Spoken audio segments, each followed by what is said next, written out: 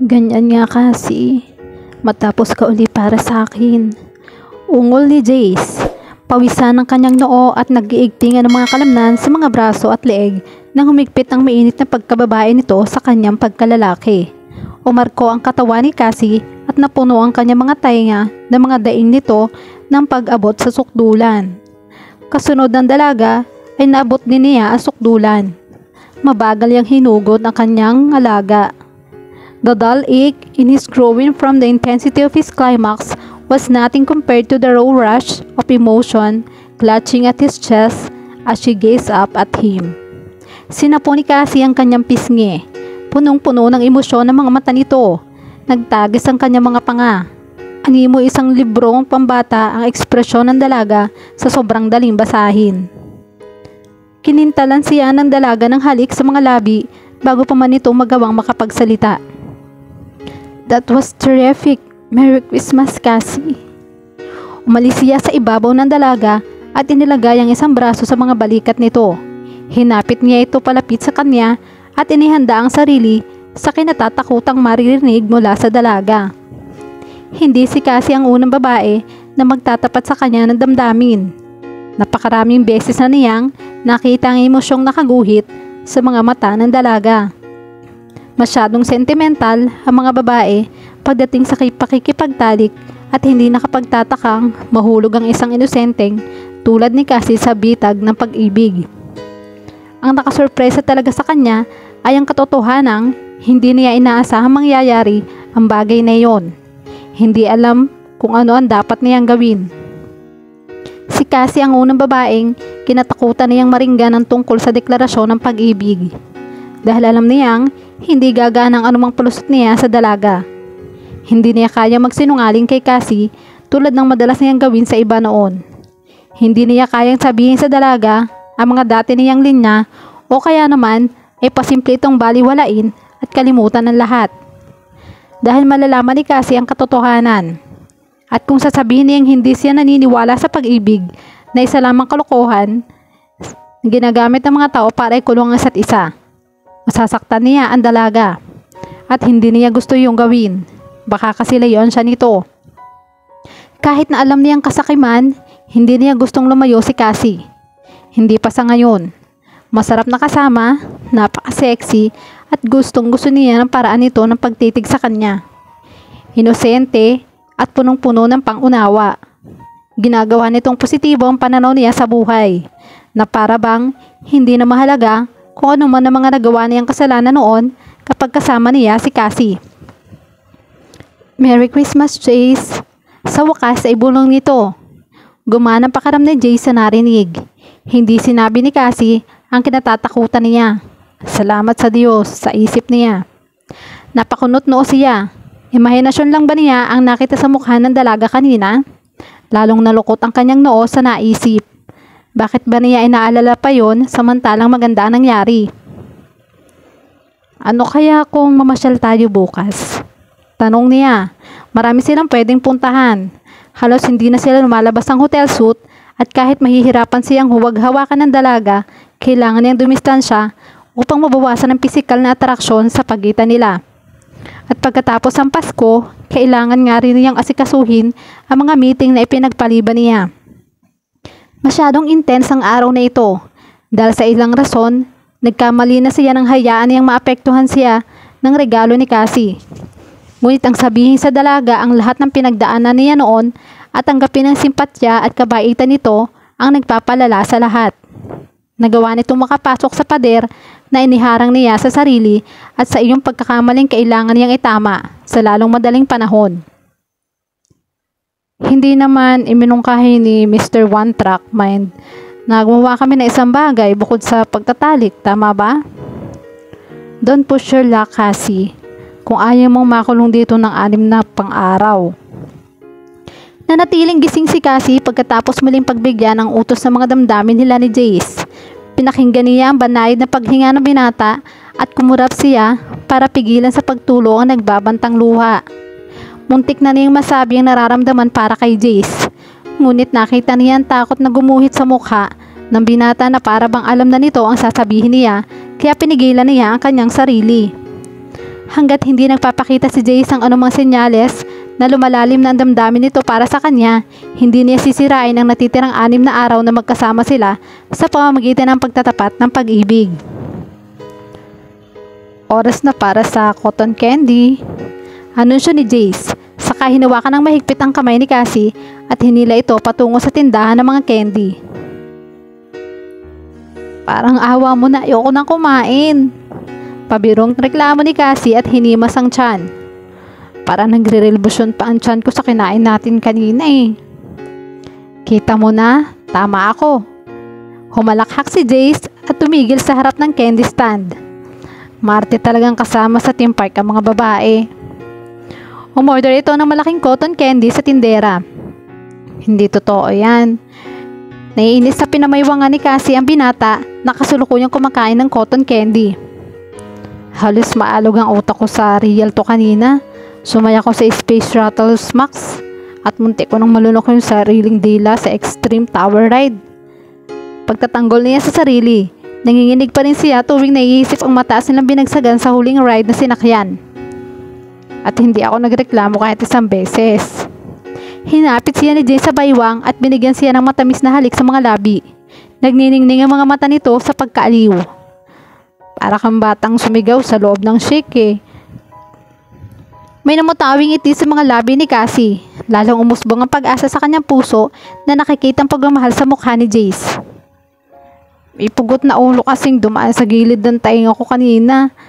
Ungol niya habang pinipilit lang kapin ng inis ang boses. Hindi mo ako narinig na sumigaw, pero nagulat ka. Okay lang yon.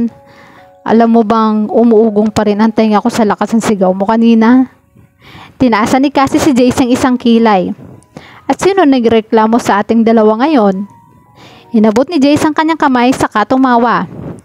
Hindi ako. Sa tingin ko ay masaya kang kasama sa ganitong lugar. Sabi nito, saka iniguy-ugoy ang magkadaop nilang mga kamay habang naglalakad sa kahabaan ng stalls na makikita sa theme park para sa isang babae. Pinalo ni Jay sa braso. Dahilan para mapahalakhak ito. Naramdaman niya ang malamig na dapyo ng hangin, inakbayan siya ng binata at kinabig palapit sa katawan nito. Bumalik na kaya tayo sa hotel para mainitan ka? Yumakap din siya sa baywang ni Jace at humilig dito habang naglalakad sila palabas ng park. She knew she didn't need warming up. The spark inside her that had ignited days ago no burning like a log fire and giving her golden glow inside and out. Naging napakasaya ng nakalipas na 5 araw na magkasama sila. Mahusay na naasikaso ni Jay sa mga business meeting tuwing umaga at inilalaan ng mga natitirang oras upang makasama siya. Nahuhulog ng damdamin niya sa binata, ngunit hindi na siya natatakot.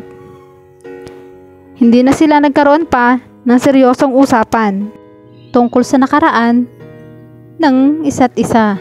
Hindi rin nila pinag-uusapan kung ano mangyayari pagkatapos ng 2 araw kung saan babalik sa New York si Jace. Wala rin itong nababanggit na anuman sa kanya tungkol sa estado ng kanilang relasyon. But sometimes action speaks louder than words. The appreciation and affection and approval that shone in his eyes whenever he looked at her. Yung tila hindi nito mapigilan ang sarili na hawakan siya. Ang paghawak nito sa kanyang kamay. Ang mga panakaw na halik, biglang pagyakap at paghaplos nito sa kanyang buhok o pisngi tuwing nasa pampublikong lugar sila. And then there was the way he made love to her with the power and the passion and an urgency that increased in its intensity with each passing day. Ang lahat ng iyon ay iisa lang ang maaaring maging kahulugan. Nahuhulog na rin ang loob ni Jay sa kanya. Ngunit kung pagbabasihan ng mga naging karanasan ng binata noon sa dating nobya, may kutob si Cassie na walang ideya si Jace tungkol sa nararamdaman. Bukas na ang bisperas ng bagong taon at manonood sila ng countdown at fireworks display mula sa balkonahe ng isang eksklusibong nightclub malapit sa Manila Bay. Habang unti-unting nawawala sa paningin ni Cassie ang theme park at humihina ang ingay na nagmumula roon sa kanilang pag-alis. Gumawa siya ng isang resolusyon kung hindi magtatapat si Jay sa kanya, bukas ang gabi ay siya na ang gagawa ng unang hakbang. Sinabihan siya ni Nessa na ipaglaban ang bagay na gusto niya at iyon mismo ang gagawin niya. 10 minuto na lang at maaari na tayong umalis dito. Bulong ni Jace mula sa likuran ni Cassie habang naglalakbay pababa sa baywang ng dalaga ang kanyang mga kamay. Dinig niya ang pagbilis ng hininga nito. Ayoko. Bulong ni Cassie habang nakatitig sa kanyang mga mata mula sa salaming bintana na abot hanggang sa kisame ang taas. Kailangan nating panoorin ang fireworks.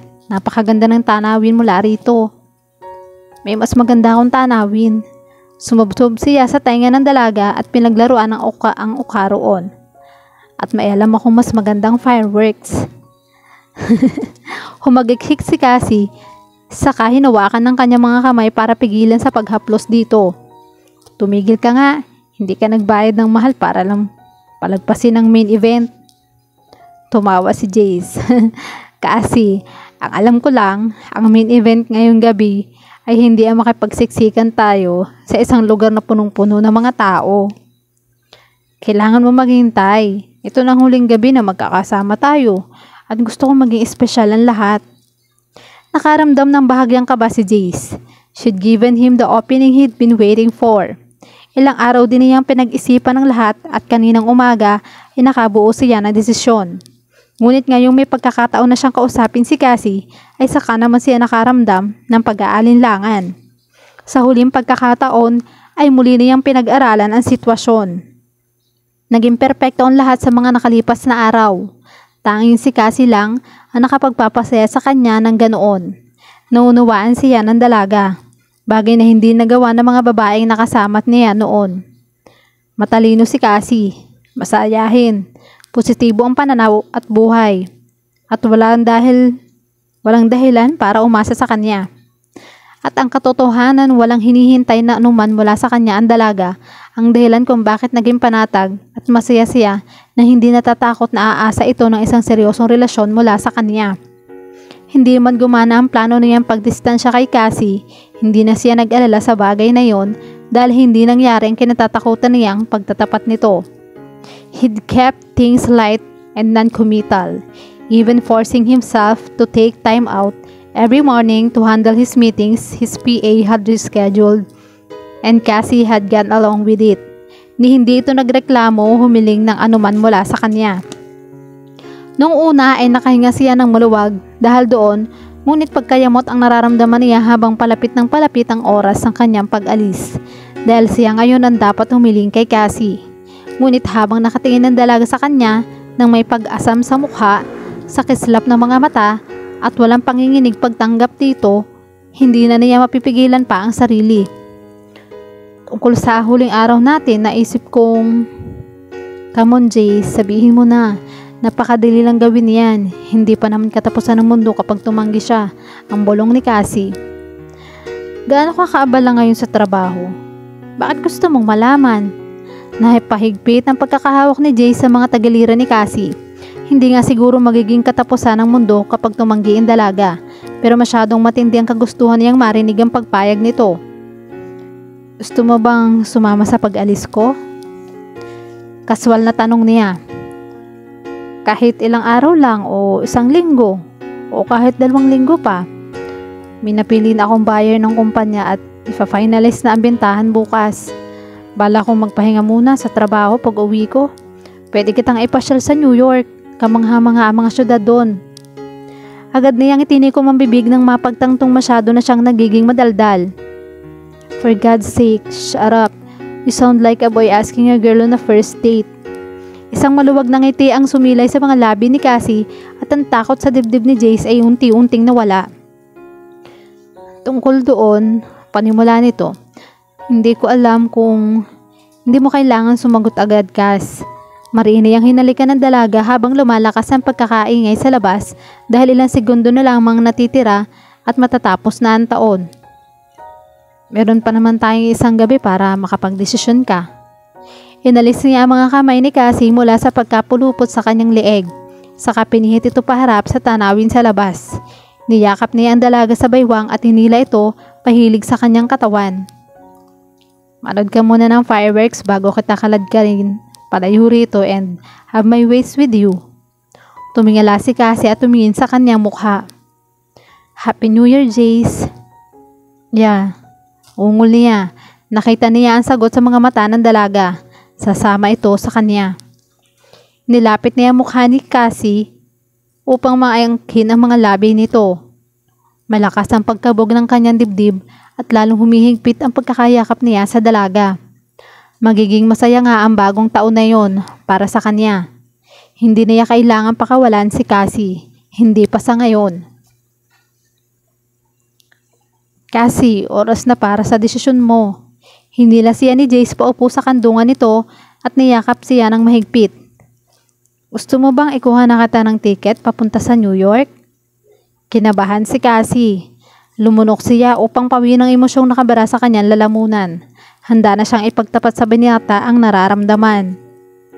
Gusto nitong ipagpatuloy ang panandali ang relasyon nila. Nakikita niyang pinahahalagahan siya ni Jace. Makikita sa paraan na pakikipagtalik nito sa kanya ang sumisibol na damdamin nito para sa kanya. Ngunit hindi niya maaaring basta na lang tanggapin ang alok ni Jace. Sinadya ng binata na magpakakaswal pagdating sa kung gaano katagal siyang manatili sa New York at kung bakit gusto nitong makasama pa siya. Ang hula niya ay para nito upang itago ang totoong nadarama. Wala pang minahal si Jace kahit ang babaeng pinakasalan at base sa kaunting nalalaman niya tungkol sa nakaraan ng binata ay pinipilit itong protektahan ang sarili mula sa kahit anong emosyon na magpapahina rito. Pero kung tatanggapin niya ang alok ng binata, kailangan niyang ipaalam na higit na pa sa gusto nito ang nararamdaman niya. Kailangan niyang magpakatotoo at magtiwala sa kanyang paniniwala na higit pa sa sinasabi ni Jace ang totoo nitong nararamdaman para sa kanya. Pinulupot ni Cassie ang mga braso sa leeg ni Jace at saka ang umiti. Pinagala niya ang mga mata sa gwapo nitong mukha. Mula sa mga biloy nito sa magkabilang pisngi, ang kumpiyansa sa mga mata at sa magulong buhok na basa-basa pa mula sa magkasabay nilang pagligo. Gusto niyang kabisaduhin ang magiging reaksyon sa mukha ng binata at sandaling sabihin niya ang nadarama para rito. Gusto kong sumama, hindi pa sa kahit anong magaling. Putol ni Jace na sasabihin niya. Tatawagan ko na ang assistant ko, kakailanganin pa naman natin ng passport number mo. Tinangka nitong umiba siya kaya kumapit siya ng mahigpit. Hindi pa ako tapos, Jace. Kailangan natin magmadali, ang sabi nito. Nakadama si Cassie ng pag-aalinlangan sa nakikitang pagkainip sa mga mata ng binata. Kailangan mag-book ng tickets, mag-empake at tumigil ka muna, Jace. May kailangan akong sabihin sa'yo. Nadama niya ang bahagyang paninigas sa mga balikat nito sa kanyang mga kamay. Okay, pero bilisan mo. Kung sasama ako sa'yo sa New York, kailangan mong malaman na nauutal si Cassie. Unti-unting pinanghihinaan ang loob. Bakit bigla na lang ba niyang hindi mapalagay si Jace? Masyado itong mahalaga sa akin dahil kailangan niyang persahin ang mga salita na lumalabas sa mga nanunuyang labi. Dahil mahal kita, Jace. Mahal na kita. Bahagyang tumaas sa mga kilin ni Jace at saglit ay nakala niyang may nakita siyang kakaibang damdamin na dumaan sa mukha nito. Nadagli rin itong naitago. Naiwan sa ere ang mahalagang bagay na sinabi niya sa animo. Isa lamang itong biro sa halip na isang wagas na pagtatapat ng pag-ibig. Nakakataba ng puso, ang sabi ni Jace sa mababang tinig. Pero kailangan na talaga natin magmadali kung ayaw nating maiwan sa biyahe. Binuhat siya ng binata at inalis sa kandungan nito. Niyakap ni Cassie ang sarili. Hindi maganda ang pakiramdam ng pananabik at pag-asam niya ay napalitan ng pagkalito. Kinantanan siya ni Jace ang halik sa ilong, saka tinapik ang kanyang pang-upo. Magbihis ka na, ihatid kita sa apartment mo para makapag-impake ka. Pagkatapos kong tawagan ng PA ko para i-confirm ang ticket. Sandali lang, Jace. Hinawakan ni Cassie ang braso ng binata nang tangkain nitong lagpasan siya. Wala ka bang ibang sasabihin? Inasahan na niyang masusurpresa si Jace o mabibigla.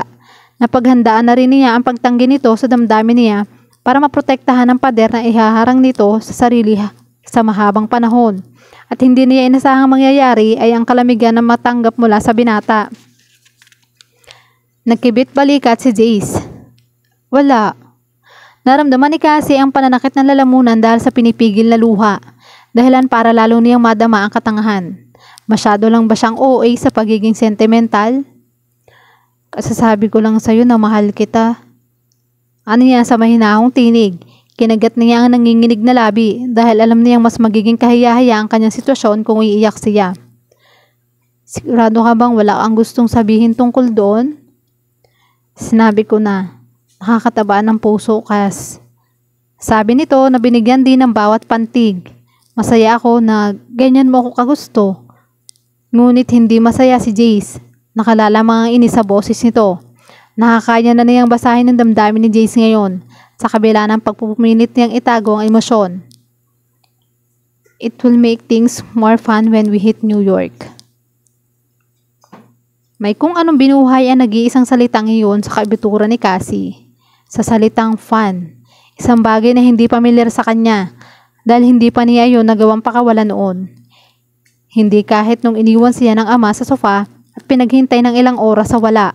Urang casual na makipaghiwalay sa kanya si Dave.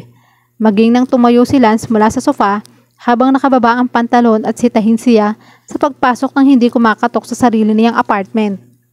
Inabot ni Jace ang kanyang kamay at iginaya siya patungo sa banyo. Pwede natin pag-usapan mamaya ang tungkol sa bagay na yun. Tila lalaw pang nagliyab ang tinitimping emosyon ni Cassie dahil sa pag-iwas nito hanggang sa tuluyan na iyong sumabog. Umalis ka na at pagpapatuloy ni Jace ngunit masyado nang malakas ang ugong sa kanyang tenga kaya hindi na niya narinig ang iba pa nitong sasabihin. Hindi pwedeng mamaya pa tayo mag-usap.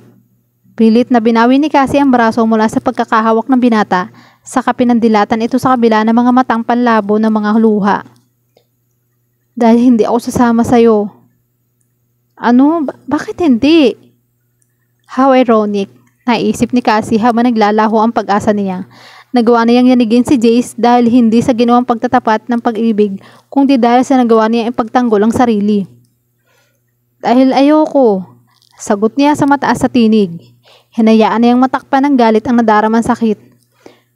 Dahil sinabi ko sa'yo yung nagkakagusto na ako sa'yo at wala kang pakialam sa akin na hindi mo man lang magawang magpanggap na may halaga yun sa'yo.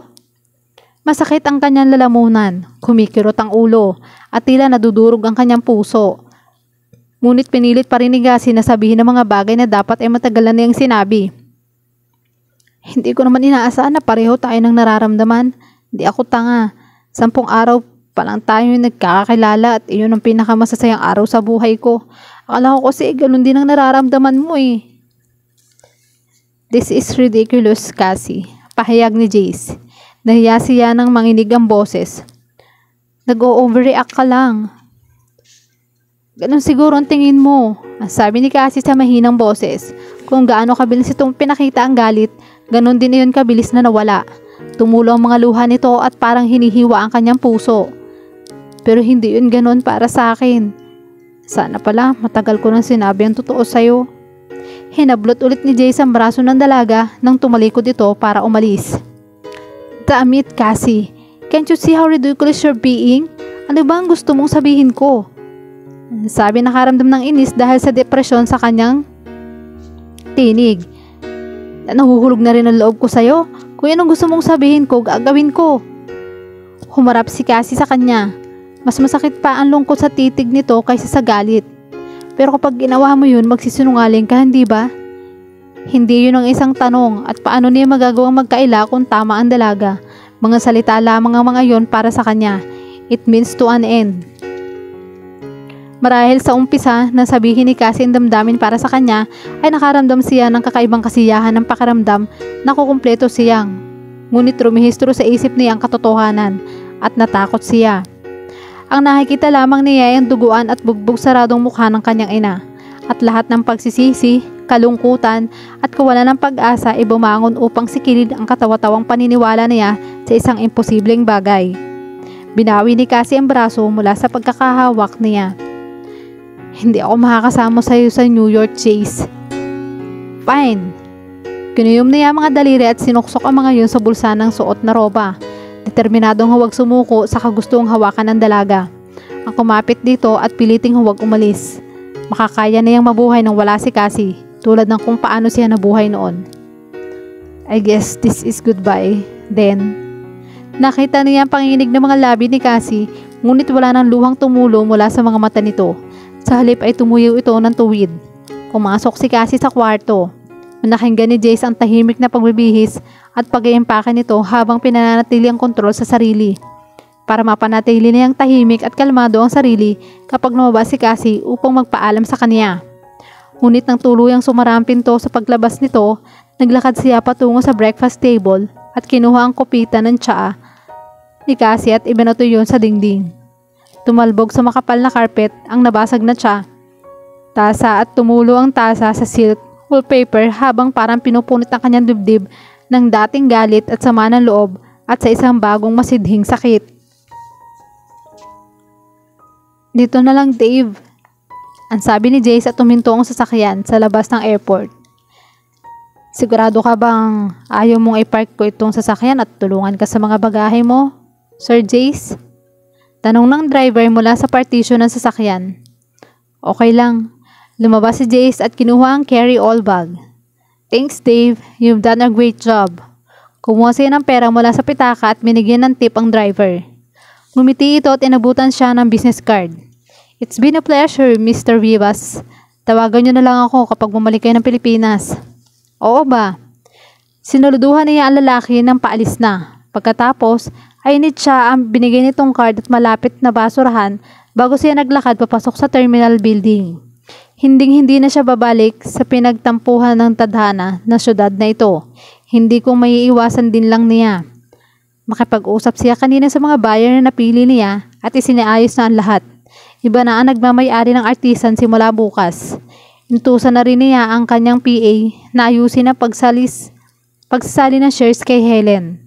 At mayroon pang natitirang 25 milyon sa kanya para sa susunod niyang business venture. Bitbit ang carry-all bag na naglalaman ng kanyang mahalagang gamit, nilakad ni Jace ang terminal building. Nagawa rin niyang putuli ng anumang ugnayan sa kanyang nakaraan. Wala na siyang kaugnayan sa Pilipinas, sa dating asawa at sa batang itinulak ng ambisyon para gawin ang lahat dahil sa matinding desperasyon na makatakas sa kanyang nakaraan upang sa huli ay magsisirin. Sa wakas ay malaya na siya. Wala nang anumang bakas ang dati niyang buhay at kung ano siya noon. Maaari na siyang magsimulang muli. The picture of Cassie, her small frame rigid as she walked away from him, flashed into his brain and made his steps falter. Tumigil si Jace at pinikit ng marino mga mata upang iwaksi ang imahe ng dalaga na ikilimanda ang beses na niyang ginagawa sa nakaraang 3 oras. Hindi niya pinansin ang pauntol-untol na pagtibok ng kanyang puso at ang sakit na nagmumula roon. Kumalma ka, Jace, ang sabi niya sa sarili. Ginawan siya ni Cassie ng isang malaking pabor. Hindi na niya dapat niyaya pa ito sa New York sa umpisa pa lang. Pagbalik niya ay siguradong ipagpapasalamat pa niyang hindi ito sumama sa kanya. Ginawan din naman niya ng pabor si Cassie. Kung isinama niya ang dalaga sa bahay niya, sa kabila ng alam niyang tunay nitong damdamin para sa kanya, hindi magiging madali ang pagpapaalam nila sa sandaling dapat na itong umalis. Ngunit kahit na nakita na niya ang departure hall, ang first class check-in para sa kanyang flight at ang mahabang pila ng mga pasahero, hindi pa rin nawala ang sakit na nararamdaman ni Jace. Para yung kutsilong tumutusok sa katinuan niya at humihiwa sa kanyang katatagan. Katulad ng nadama niya nang isara ni Cassie ang pinto sa pag-alis nito. Tumigil ka na, huwag mo na siyang isipin. She was never more than a good lay. Ang sabi niya sa sarili. Ngunit kahit nasabihin pa ni Jace sa mga salitang iyon sa isip, tila lasong kumakalat sa kanyang katawan ang sakit at takot na sinisigaw ang kasinungalingan niya. Lumapit siya sa desk at inilagay ang conveyor ang kanyang bag. Hi, my name is Jacob Rivas. I'm on flight 35523. Aniya sa check-in girl habang dinudukot ang kanyang passport mula sa inside pocket ng suot na leather jacket. Nilapag niya ang passport sa desk. Ang assistant ko na si Jenny Martin ang nag-aasikaso ng ticket details ko. Yes, Mr. Rivas. Sinumula ng babae na i-type sa computer ang numero ng kanyang passport. Ngunit kahit anong pilit ni Jace na itutok ang isip sa paglimot sa lahat ng alaala ng sakit at kalungkutan, nagawa pa rin niyang umalpas at nag-umpisang magbalik sa alaala niya ang iba't ibang imahen. Ang magulong buhok at naghahaba ang uso ni Cassie nang bigla itong sumakay sa kanyang kotse, ang determinasyong mahanap ang perpektong regalo para sa mga kaibigan, ang pag-asam sa mukha nang maiabot sa kanya ang ginawang Christmas card na hanggang ngayon ay nakatago sa bulsa ng suot niyang jacket, dahil hindi niya yun magawang itapon habang nag-i-empake siya. Ang malambot na katawan ni Cassie na nakayakap sa kanya habang naglalakad sila paalis ng theme park, ang luha at pangunawa sa mga mata nito nang sabihin niya tungkol sa pinagdaanan niya sa kanyang stepfather at ang pag-asa sa tinig nito na magtapat ang pag-ibig sa kanya. If she'd never been a good lay, why wasn't the thought of all the really amazing sex he was going to be missing that hurts the most now? Pasensya na, Mr. Rivas, pero wala kaming passport details ng kasama ninyo. At nire-require ng US Department of Homeland Security. Anong kasama? Si Miss Cassie. Basa ng check-in girl sa pangalang nasa screen. Pero, kahit ang simpleng pagbanggit lang sa pangalan ni Cassie ay sapat na upang muling manariwa ang sakit. Sinuklay ni Jay sa mga daliri sa buhok. Pakiramdam niya ay parang pinipilipit ang kanyang kalooban. Paano mo nalaman? Namamanghan tanong niya sa check-in girl. Was this some sort of weird alternative reality? Nababaliw na ba siya? Ang alin po, Mr. Rivas? Makasama ko dapat siya. May pagtatakang umiti sa kanya ang babae, saka ibinalik ang tingin sa harap ng screen. Si Miss Martin din po ang bumili ng ticket ni Miss De Jesus kahapon ng madaling araw, pero ini-email na namin sa kanya at kailangan namin. Hindi narinig pa ni Jason sinasabi ng babae nang maalala na niya ang maikling text message na ipinadala niya kay Janine kagabi. Inutusan niya ang kanyang PA na i-check ang availability ng flight para sa araw na ito. Nanariwa rin sa isip niya ang kaligayahang bumaha sa kanyang dibdib. That feeling of hope, of excitement, of rightness as he slung his mobile phone on the bedside table and watched Cassie step out of the bathroom. Napakaganda ng mukha nito sa tama na liwanag ng buwan at kitang-kita ang anino ng magandang hubog ng katawan sa ilalim ng suot na manipis na pantulog. Naging masyado siyang mayabang para isiping papayag si Cassie sa alok niya, kaya naman pinalipas niya ang oras sa pamamagitan ng pagtext kay Janine para ipalam na balak na isama si Cassie sa New York at ang PA pa niya umasikaso ng lahat.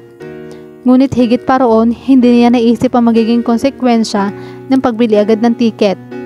Dahil ang mahalaga lang sa kanya ay ang mga sandaling iyon ay makasama si Cassie sa pag-alis. Napamura si Jace ng mahina. Lahat ng takot, panghihinayang, sakit at desperasyong nadarama niya ay nairedirekta lang sa isang katotohanan. Hindi siya maaring umalis nang hindi kasama si Cassie. Yun ay kung gusto pa niyang manatili ang katinoan ng isip. Kinuha niya ang bag mula sa conveyor. Tumigil na sa pahinginig ang kanyang kamay. Your boarding card, Mr. Rivas. Iniabot ng attendant ang card sa kanya. Keep it. Ano niya sa matitig na tinig sa unang pagkakataon mula nang iwan siya ni Cassie. Hindi ko kailangan yan ngayon. Isang luha ang pumatak sa drawing board dahilan para kumalat ang linya roon. Bagay na kinadismaya ni Cassie. Kumuha siya ng tissue at tinuyo ang mga mata. Wag na wag kang iiyak. Bulang niya sa sarili. Tinakpan niya ng mga nanginginig na daliri ang bibig. Saka ilang beses na huminga ng malalim upang maibsan ang pagbabara ng lalamunan. Ngunit hindi niya napigilan ang pagsigok. Napasinghot siya ng malakas. Ano ba nangyayari sa kanya? Hindi siya dapat nasasaktan ng ganun katindi. Masyado na niyang pinalayaw ang sarili. Hindi sila para sa isa't isa ni Jace. Wala na siyang ginawa kundi mahulog sa patibong ng pag-ibig na ilang beses na niyang kinalugmukan noon.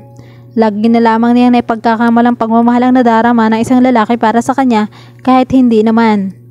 Nililinaw ni Jace ang kanya na masyado niyang pinalalim ang panandali ang relasyon nila at hindi nito maibabalik ang pagmamahal niya. Pero bakit hindi siya masaya sa ginawa niya? At bakit hindi niya mapigilang umasa sa isang bagay na imposibleng mangyari? Jace had said he didn't get involved. Inamin din ng binata na hindi ito nagtatagal sa isang relasyon. Nagkamali siya ng akala sa pag-iimbita nitong sumama siya sa New York. Inilagay niya ang binata sa isang alanganing sitwasyon at nagdeklara ng pag-ibig kahit na ipinangako niya sa sariling hindi niya gagawin yon. Ngunit sa kabila ng katotohanang mali ang pinili niyang pagkakataon, hindi siya nagsisising umalis siya. Hindi niya gustong madurog ang puso sa paniniwalang natutunan na rin ni Jace na mahalin siya, na isa pa lang malaking katangahan. Nanginig ang ibabang labi ni Cassie. Kinagat niya iyon upang labanan ang samot-saring emosyon na humahagupit sa kanyang kalooban. Tumanaw siya sa labas mula sa maliit na bintana ng kanyang silid. Medyo makulimlim ang kalangitan, dala ng mahinang pag-ulan. Tapos na ang Pasko. Siguradong nakasakay na ngayon sa eroplano si Jace. Pabalik sa tahanan nito, palayo naman sa kanya. Palagi niyang panghihinayangan ang lahat ng nawala sa kanila. Dahil kahit gaano pa siya ay nagpakatanga. Alam niya sa sariling makakaya niyang ibigay lahat kay Jace at ganoon din ito sa kanya. Ngunit inialok niya sa binata ang kanyang puso at tinanggahan nito iyon. At sa huli, kailangan niyang tanggapin ang desisyon nito at turuan ang sariling lumimot. Kahit gaano pa siya nasaktan ngayon, mas mabuti na magpatuloy siya sa buhay sa halip na ipilit ang sarili kay Jace. Ngayon ang unang araw ng panibagong taon, isang bagong taon at isang bagong Cassie. Balang araw ay makakahanap din siya ng lalaking magmamahal sa kanya, ng lalaking kakailanganin siya sa buhay nito at ang pinakaimportante ay makakayang ibigay ang pangailangan niya. Inalis nila sa kanya ang pagkakaroon ng positibong pananaw, respeto sa sarili at maging ang paniniwala niya sa pag-ibig. Ibinalik ni Jace ang lahat ng iyon sa kanya sa kabila ng pagtanggi nitong buksan ng puso sa pagmamahal at nagpapasalamat siya roon. Hindi isang pagkakamali ang panindalian lang nilang relasyon, hindi lang talaga iyon nakatadhanang magtagal. Napukaw ng malakas sa katok sa pinto ang tahimik na pagmamuni-muni ni Cassie. Bumuntong hininga siya at tinungo ang pinto. Kung sinesa iyon, hahayaan niyang ang sariling umiyak sa mga balikat ng kaibigan, pero hindi niya ito papayagang magalit kay Jace. Wala siyang nararamdamang sama ng loob o galit, lungkot lang. Ngunit alam niyang iyon ang tipo ng kalungkutang nanghihilom din sa paglipas ng panahon. Muling pinahid ni Cassie ang mga mata.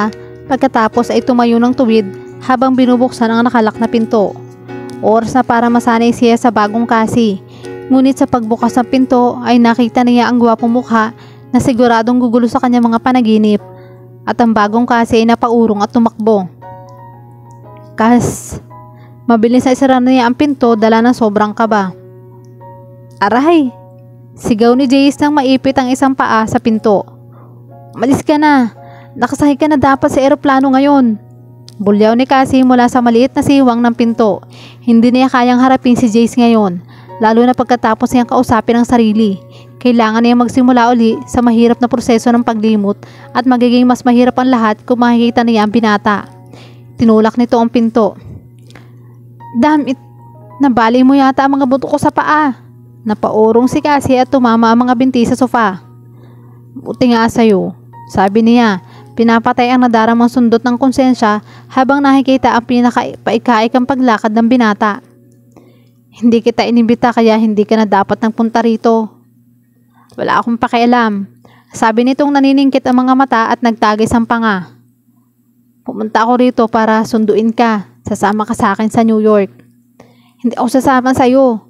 Gilit na sagot ni Cassie. Walang karapatan si Jace na pahirapan uli siya. Bakit wala? Niinis sa tanong nito. Hinawakan siya ni Jace sa baywang at hindi palapit sa katawan nito. Alam mong gusto mo. Tinukod niya mga kamay sa dibdib nito. Hindi sa ayaw ko pero hindi pwede. Bakit hindi pwede? Dahil sinabi mong nanguhulog na ang loob mo sa akin? Tulad niya ay galit na rin.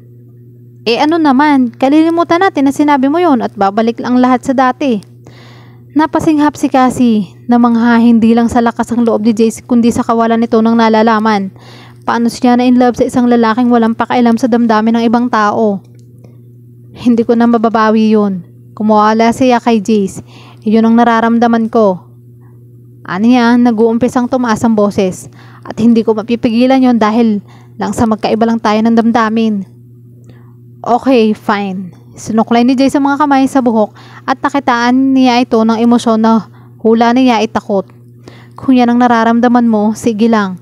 Pero bakit tayo magpapapigil sa nararamdaman mo? Kung mahal mo ako, bakit ayaw mo akong makasama o ayaw mo akong sama? Naramdaman ni Cassie ang unti-unting paghupa ng galit dahil sa kalituhan at sakit na sa tinig ni Jace. Bakit hindi nito alam ang sagot? Paano napakakaunti nang nalalaman nito tungkol sa pag-ibig? Dahil aasa ako ng ibang bagay na hindi mo kayang ibigay, Jace. Aniya sa mahinahong tinig. At masasaktan lang ako sa huli. Hindi mo ba naiintindihan yun? Paano mo nalaman na hindi ko kayang ibigay ang gusto mo? Sabi ng binata na hinawakan siya sa siko at hinila para ikulong sa mga bisig dito. Baka makaya ko kung bibigyan mo lang ako ng pagkakataon. Bakit hindi mo ba ako payagang subukan? Nang tuluyan siyang ikulong ni Jay sa mga bisig nito ay humugot si Cassie ng malalim na hininga at naramdaman niya ang unti-unting paghihina ng pagmamatigas. Please Jace, huwag mong gawin to. Mariin niyang tiniko mo mga labi para pigilan ang panginginig ng mga yon. Saka itinukod ang mga braso sa dibdib ng binata. Hindi siya maaaring sumuko. Hindi pwede, lalo na at nakarecover na siya. Kung sasama siya kay Jay sa kabila ng kaalamang hindi siya nito mahal, muli lang siyang aasa. Hindi siya maaaring sumagal sa binata. Dahil pagdating kay Jace, ay masasaktan siya ng labis kapag dumating na ang panahong kailangan na niyang harapin ang katotohanan. Dinikit ni Jace ang noo sa kanyang noo at kinantelan siya ng masuyong halik ang tungkoy ng kanyang ilong, saka bumulong. Please Cassie, sumama ka na sa akin. Hindi ko kayang umalis nang hindi ka kasama. Dumalo yung mga luha sa mga pisngi ni Cassie. Ang mga luhang buong araw niyang pigilan sa pagpatak. Ang mga luhang hindi pumatak sa pambabaliwala ng kanyang ama o sa kawalan ng interes ni David. Maging dahil sa pagtataksil ni Lance. 13 araw lang niyang nakasama si Jace, pero ito na ang pinakamahalagang tao sa kanyang buhay. Ngunit kahit gaano pa niya kagustong lumapit sa binata, alam niyang hindi maaari. Huwag ka nang umiyak Cassie, sabi ni Jace at itinaas ang kamay para haplusin ang kanyang pisngi. Hindi ko gustong paiyakin ka, ayokong nasasaktan ka. Alam ko naman, humiling siya, saka pinahid ang luha at pinagkrus sa mga braso sa dibdib. Nagangat siya ng ulo upang harapin si Jace, pero hindi pa rin sapat iyon. Sabihin mo sa akin ang dapat kong gawin. Kiniling ni Cassie ang ulo. Finally, she acknowledged the desperation in his eyes, the unhappiness, the thin edge of control that was on the brink of shattering. At sa isang iglap, ay naintindihan na niya. Mahalaga siya kay Jace, higit pa sa ibang babaeng naging importante para sa binata. Ibinukas nito ang sarili sa kanya na marahil hindi pa nito nagawa kailanman. Naramdaman ni Cassie ang muling pag-usbong ng pag-asa sa kabila ng kalungkutan at pagkalito. Marahil hindi siya ang may mali. Kailan pa siya naging sakim at isip bata para pilitin niyang aminin ni Jace ang isang bagay na hindi nito naiintindihan. Gusto kong maging tapat ka sa nararamdaman mo, sabi niya sa mahinang tinig. Bakit ba hindi mo yun magawa? Nagmura si Jace ang mahina, umatras ito, saka pabagsak na umupo sa sofa. Tinakpan nito ang kamay ang mukha at gumaragal sa emosyon ng tinig na nagsasalita. Dahil ayoko mahalin ka. Ayoko magmahal ng kahit sino. Bakit Jace? Dahil masama at mapanlin lang ang pag-ibig. Nabasag ang tinig nito. Akala mo ay kaya mong kontrolin ang pag-ibig pero sa huli ay ikaw ang magiging alipin noon. May himigan ang puot sa tinig ng binata, ngunit sa likod niyon ay narinig niya ang takot nito. Bakit ganyan ang iniisip mo? Marahang tanong ni Cassie kahit may ideya na siya sa sagot at nasasaktan siya para kay Jace. Dahil yun mismo ang nangyari sa nanay ko. Humugot ito ng malalim na hininga, pinagdaop ang mga kamay sa pagitan ng mga tuhod at saka blanco on the expression na tumingin sa kawalan. She used to be so amazing. Nung kaming dalawa pa lang mga mag-asama ay napakalambing niya, mabait at masayahin. Hanggang sa makilala na yung stepfather ko. Nung maliit pa ako at sinasaktan ako ng stepfather ko, sinasabihan ako ng mama ko na mag-ingat. Na alam ko naman na mainit ang ulo ng stepfather ko kaya hindi ko dapat galitin. At nang dumating ang panahon, malaki na ako para ipagtanggol ang nanay ko. Tinagaw naman niya ang lahat ng pananakit sa kanya. Sinasabi niyang nabangga siya sa pinto o natapilok siya at nadapa. Lagi siya nagsisinungaling para lang protektahan ng kanyang asawa. Sinuklay ni Jay sa mga daliri ang buhok. Sinubukan kong kumbinsihin siyang magsumbong sa mga pulis pero hindi niya ginawa. At ang hindi ko na makayanan ng lahat, ako na nagsuplong sa stepfather ko. Kinailaan ni mama ang lahat at pinalayas ako. Yun ang gabi na na-expel ako. Tinangala siya ni Jace. Hindi na niya ako kinausap mula noon.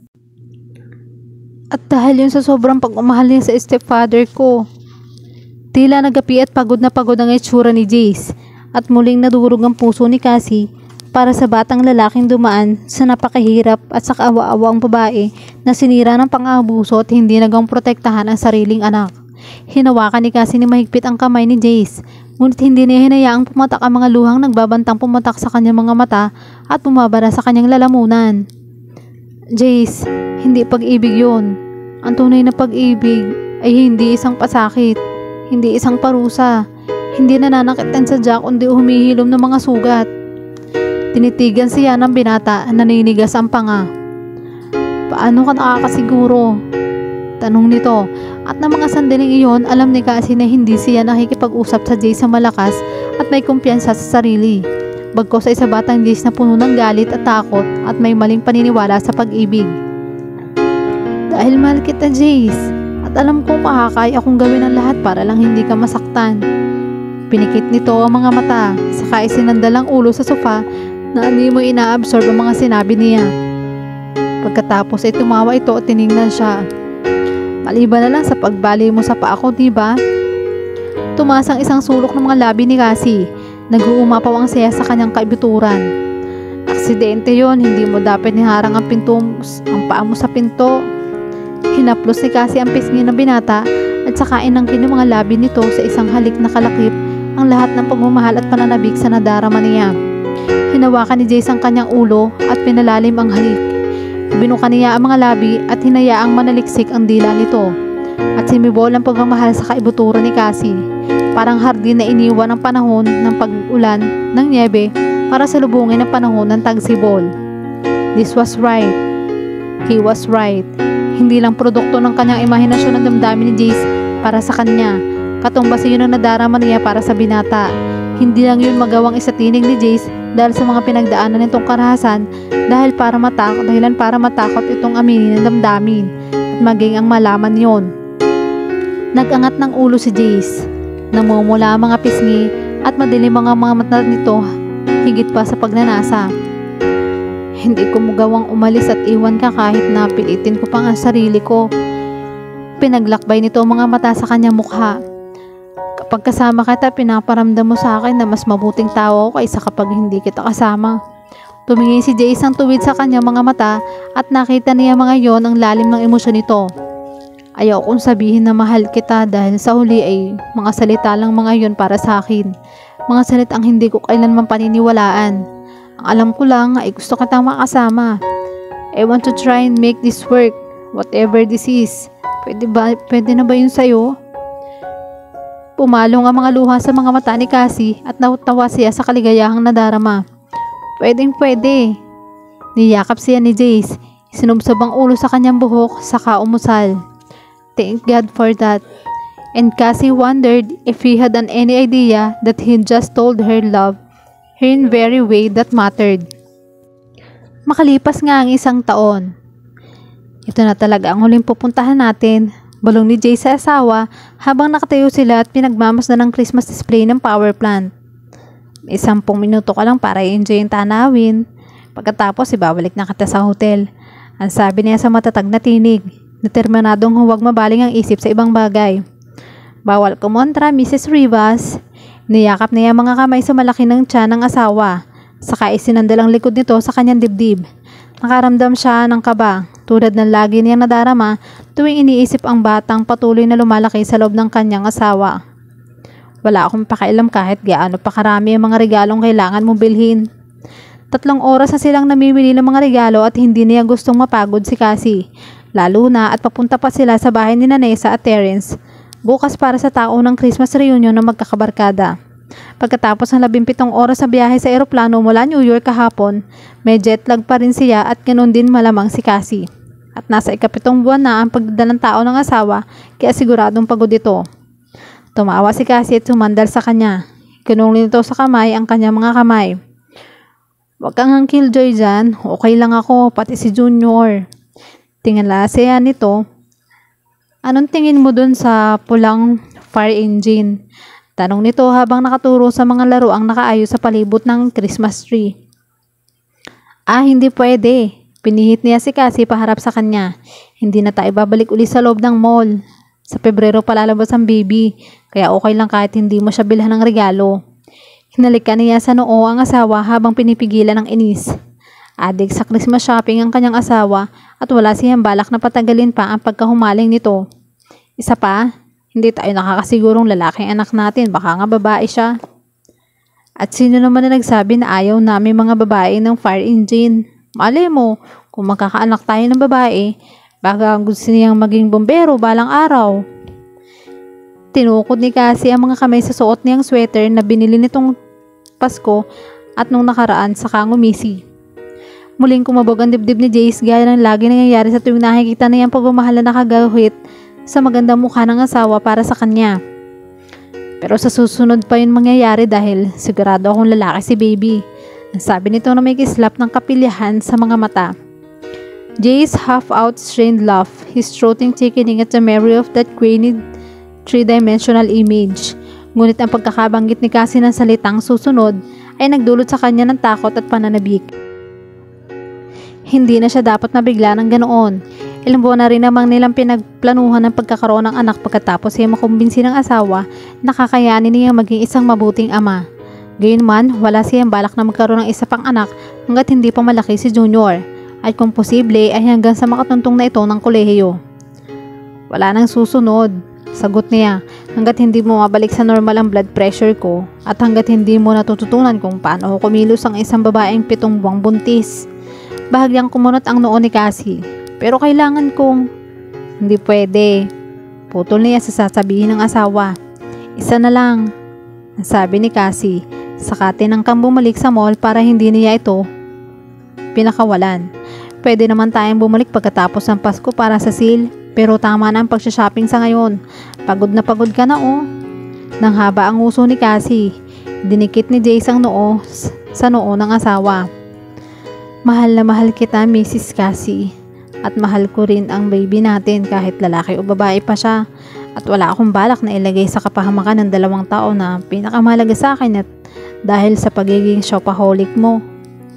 Cassie melted against him as he knew she would and let out a heavy sigh. Handai mo talaga. Alam mong hindi kita matitiis kapag nagsabi ka ng ganyan eh. Natawa si Jace. Mahirap para sa kanya na sabihin ng mga bagay na yon kay Cassie noon.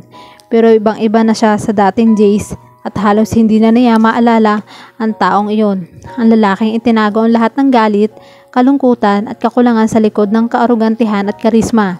Na sa sobrang takot sa commitment ay hindi ninais na magkaroon kahit ng kaibigan. Pero dumating si Cassie sa kanyang buhay at binago ang lahat ng iyon. Sa loob lamang ng 3 taon, lahat ng takot, galit at pagkukonsensya na nadarama niya sa kanyang nakaraan ay napawi at napalitan ng kaligayahang hindi niya inakalang na matatagpuan niya. Cassie was his soulmate, his kindred spirit and every dream he'd ever had, all rolled into one.